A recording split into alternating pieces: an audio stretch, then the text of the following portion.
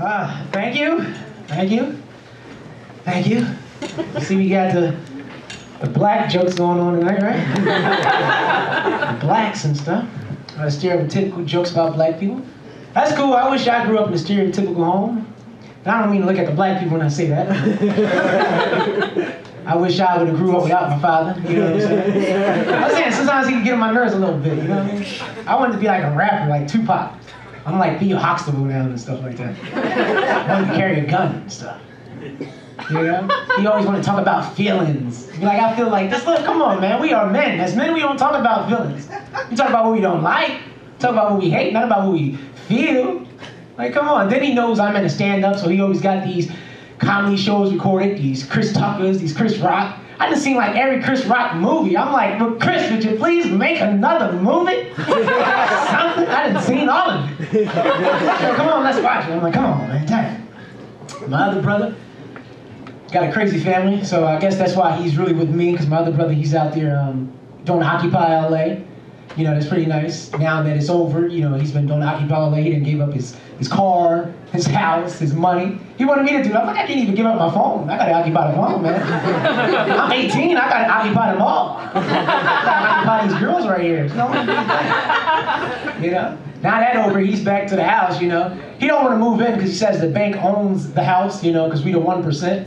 So he keep his tent in the driveway, so he occupy the garage right now. When he come in, he occupy the shower. He occupy the laundry room, occupying the food. I'm like, you need to put some money in the sun. He's like, no, y'all part of the 1%. Bye. I'm like, my fist about to occupy your face in a second.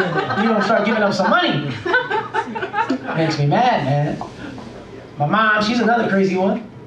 You know, my dad always told me, he was like, your mom, she cannot cook to save her life. I'm like, Dad, that is mean. I mean, I realized she couldn't. I knew something was wrong because every time I ate, I had to shit. So I'm like, what's wrong with this food? Sometimes I had to do it before I get to the table. I'm like, oh, man. You know what I'm saying? But I found out one day when I went to this place called Roscoe's. And I realized she can't cook a goddamn thing. I mean, this guy know how to put together waffles and chicken. She can't put together spaghetti and meatballs, macaroni and cheese. That's some soupy ass baked macaroni and cheese, I'll tell you that. She can't put together bread and toast. I'm like, you worthless, Mom. But hopefully things changed and she got kicked in her head, you know. Look, I know it sounds bad, okay? But she got kicked in her head on the job. You know, she worked with mental patients, and you know, mental people are strong. You know what I'm saying? They turn into like the Hawk in a second. Like, what did you say? Honey, you can have a hot dog. Go on, have it. It's on the house. But she got kicked in her head on the job. One of the little crazy girls was going crazy. I don't know what made her think she could go for the legs, but she went for the flying legs and got kicked and fell back. I'm like, go for the phone. 911. What are you doing? Call Brig. This motherfucker's crazy. Let's go. You know, and everybody's all crying about she got kicked in the head. My dad got the phone call. When he get the phone call, he's going kind of crazy. You know, he don't know how to control himself. He's just, oh, your mom, oh, man, she got kicked in the head. I'm like, man, she pretty stupid. How'd she get kicked in the head on the job? You know what I'm saying?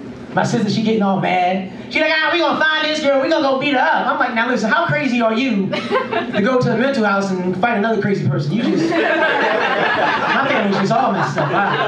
I'm not even understanding this. It's just crazy, man.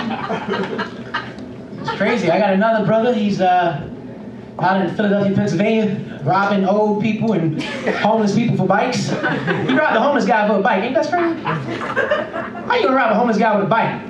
And the homeless guy had a cell phone, so he called the cops. I'm telling you, they do not understand the phones. Come on, man. And everybody's mad that he stole the bike, because they said that was wrong. I'm like, look, if you want to steal, have some standards, you know what I'm saying? Well, there's not enough Honda Civics out there for you to steal. You want to steal a bike, you got a family, man. You need a car. You need a car for somebody. You want to drive a truck?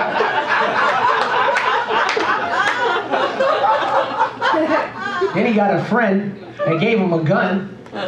They gave him a gun that don't even work. He got a gun with a tape on it. The trigger don't work. If it had bullets, it wouldn't shoot. I mean, like, is it really a gun after that point? That's more like an 8th grade project or something. He's like, let me borrow that gun. I got a project I got to turn in very quick. Thank you. I'm Chris.